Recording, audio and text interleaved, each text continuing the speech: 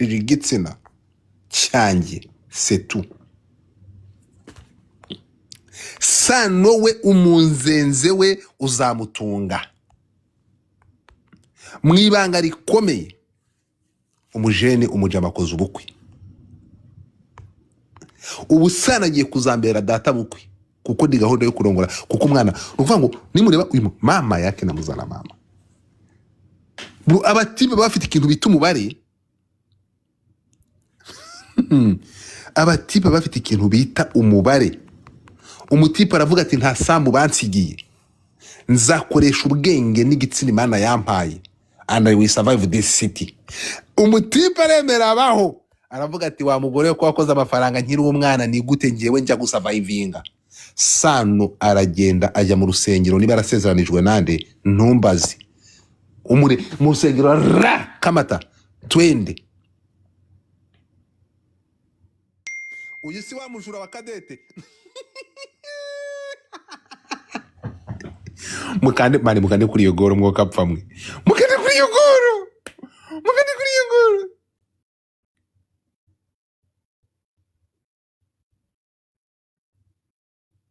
tugende gatoya turi kumwe ahangaha ndashaka mwumve neza cyane mu nyumve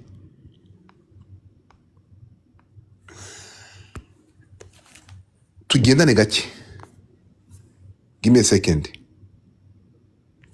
ikintu cyantunguye kurusha ibindi bro ndebera umutipe ugiye gukora ubukwe cyamamare ongera unsomere ishusho yigira hano hino gato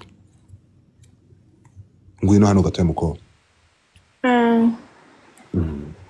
soma numve muraho neza cyane ndabashuje cyane nejejwe no kubatumira mu bukwe bwacu kuza kwanyu no umunezero kuri twe muzaze kwishimana. Iyi invitation ni yanyu gusa turasaba kutayishira kuri WhatsApp status, Instagram n'ahandi hose ku mbuga nkoranyambaga. Turasaba kandi no kutayiha undi muntu wese uretse wowe utumiwe tuyihaye. Murakoze kandi murakaza neza. Mvugira ngo murakoze kandi murakaza neza.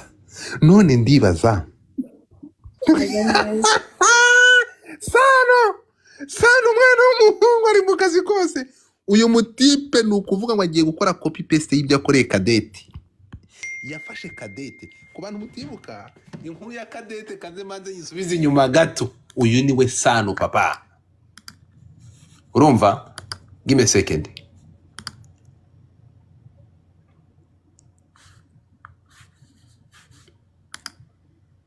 Umurenge mu masezerano nawe nyuma nta kibazo niba ari nyuma urasubiza ibyanze kuko narabiguhaye kandi nabwo niba ari n'ukuri dukore divorce birangire ariko reke kubica umutima bingana uko nguko ntacyo nta kosa nakoze nta kintu nagutwaye ntaragututse uritora gusa kuko ugeze ku cyo ushaka ugaragaye neza mu bandi umenyekanye nawe ubaye n'umusitari se buzakumanika iby'ibintu bw'ubujura bw'ubwicanyi by'ibintu bidafite 12.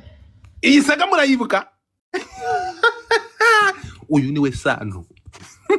Iyi saga murayibuka? Abantu bibuka iyi saga murayibuka? Cadette Kejo ni saga ya ntuzura yizi uyu mwanya ngwino saga ya cadette na ntuza murayibuka umurenge mu masezerano nawe nyuma nta kibazo niba ari nyuma urasubiza ibyanze kuko narabiguhaye kandi nabwo niba ari n'ukuri dukore divorce birangire ariko reke kubica umutima bingana uko nguko ntacyo nta kosa nakoze nta kintu nagutwaye ntaragututse uritora gusa kuko ugeze ku cyo ushaka ugaragaye neza mu bandi umenyekanye nawe ubaye n'umusitari. Bro, cadette yakoreye uyu muhungu ibishoboka byose aramufata studio arazishura aravuga ati umugabo nzakubaka mugabo muto mugabo wanjye nzakubaka mugabo wanjye nzaguha icyo utigeze ubona. Bro, ntega amatwi bizakumanika iby'ibintu bw'ubujura bw'ubwicanyi by'ibintu bidafite 12. Umwana w'umuntu ukorera kandi twatugiye niko ndabaza nza gifite kugenda cicikana y'uburayi muri leta zunze ubumwe bakagiye kuva muri leta zunze so nukuvuga ngo ahangaha dusubira inyuma urukumva mutwereke cadette. Cadette ntabwo mfite ifoto ye. Cadette hano uyu niwe ku ruhande rumwe. Cadette ibintu Sano yamukoreye ntabwo ari iby'i Rwanda. Ikintu gitumye inkuru nyikora bro, umuntu Sano ni mafia. Sano ni mafia, iby'inkuru ntubimubwire. Sano arakubaga akaguturitsa kandi akakubwira we Sano gukora umurenge ntubimubwire ntacyo bimutwaye. Akora umurenge as long as he doesn't care. Uyu ni umudamu ufite, uyu ni umumama, ufite wari ufite urugo n'abana batatu. Barasengana, amutwara mu bintu ngo byo gusenga, Sano aramwoshya, mutera karesa. Hallelujah Sano. Sano Olivier is my name. Ego. I want to welcome you to this channel. The name of the channel is called Christ Plus Nothing. Hallelujah. Sano yafashe umudamu arangana mukoresha ibiganiro, arangije kumukoresha ibiganiro aramubwira ati ariko muri ibiganiro ntabwo bihagije, ugomba kurara kugira ngo ikiganiro kizakomeze bimeze neza. Umumama w'abana batatu bro, dore. It's a channel where we display. Batangiye bakorana ibiganiro. Uyu mudamu yarafite umugabo, umwana n'abana bro. Ibaze vraiment. Ariko ariko ibi bintu ntabwo bizabahira. Ntabwo bizabahira. Bro, ubu turi kuvugana. Uwo batangiye ibyatangiye ari ibiganiro. Mu rusengero umudamu yasabye umugabo w'uruhusa, daddy I want to go to... nta mugore wanje uzakandagira mu rusengero. Turi kumwe ibintu by'insengero bamubishyize iruhande. Ibyo bintu by'insengero mubishyize iruhande. Urumva ikintu yakoze ni kimwe. Bro, Sano yaramubwiye ati haleluya mutumishi wa Mungu. Imana irambwiye ngo uriya mugabo ntabwo ari uwawe, ninjye mugabo wawe. Hallelujah. Mani umva ukuntu yabanje kumusengera. Display the liberation of Christ from the Holy Scriptures. So I want you guys to take this moment.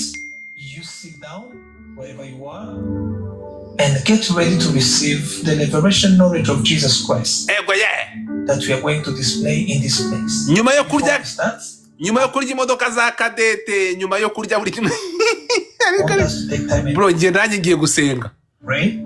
Father God, we give you praise. We glorify your name. Kigabo ni gisikama. There is no one like you. Nyuma urebe buretse gato. Nyuma y'ibi ngibi byose, nyuma yo gusenga gutya yahonotse yasenze bro, dore briefing ari guhereza umuntu wese ugomba kumenya iby'ubukwe bw'uyu mudamu w'abandi yatse umugabo. Soma hano ndebera, dore hasi ngo Sano yongeye. Sano yubatse izina, dore muri comment ngo Sano arongeye tena, dore hasi ngo Sano arongeye. Mwese abantu muzi Sano mwandikemo ngo Sano akasa mutwe. Mwese mwandike muri comment ngo Sano arongeye. Sano arongeye, yongeye kugwa ku mushoramari umeze nka cadette. Ngo Sano ni nka M23.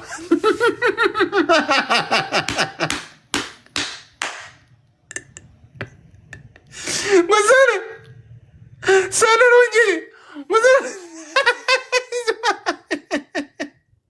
Sano yizibaka mu bintu bye papa. Sano arongeye.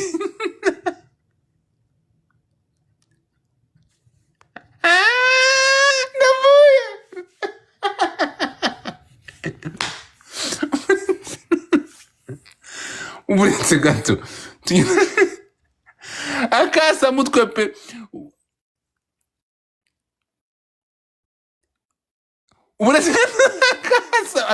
Sano na uretse gato Sano na akasa mutwe pe. Gusa se arasubiriye, uyu ni nka covid.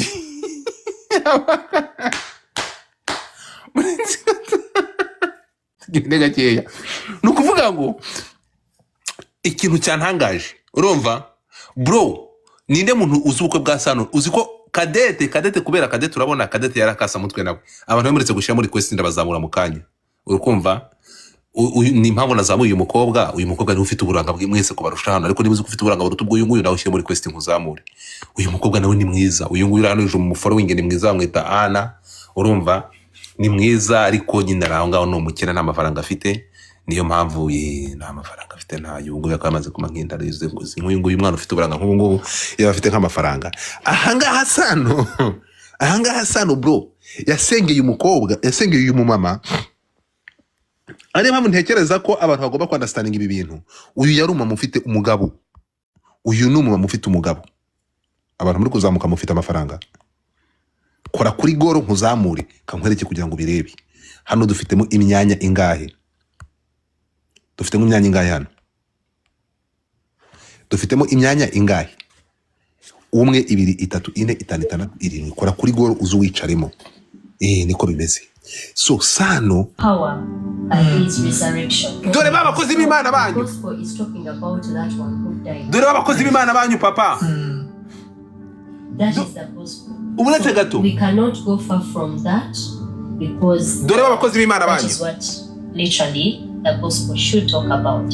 So it should not talk about cars, shouldn't talk about Ubulete gato tugende gato. Houses, not. Uyu ni umumama papa, umumama ufite abana, umumama uri wubatse ufite urugo. Kigali nta miyaga. Kigali nta miyaga. Nsomera iyi title. Nsomera hano. Nsomera hano. Muve muri Kigali. Nsomera hano. Ubu turi musharinge live. Nsomera hano. Yamukubise umurenge muri Kigali, nta munyamakuru wigeze umenya ko sana afite ubukwe. Ninde munyamakuru amenye ko uyu mukobwa uyu mutiba afite ubukwe? Ahangaha uyu mugore uri kumamagara ndi hostinga urinde. Uyu nguyu uramamagara ureba hosting. Ahubwo se ntabwo urukundeba ko ndi live kweli? Uri kumamagara urukunda ndi live? Hello? Ntabwo ureba ko ndi live kweli? sorry ntabyo. Jesus. Cyo kivanye muri moto. So gahunda iteye irya. Sano ubu tuvugana na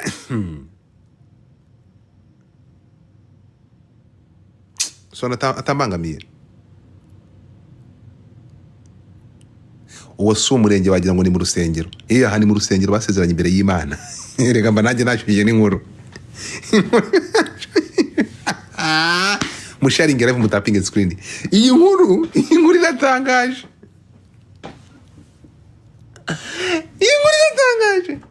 Iyi nkuru iryoshye nk'umugore w'umuturanyi. Iyi nkuru turayivugaho tuyigaruke. No kuvuga ngo ikintu gitangaje papa. Ariko se je yari Gasuku arihe?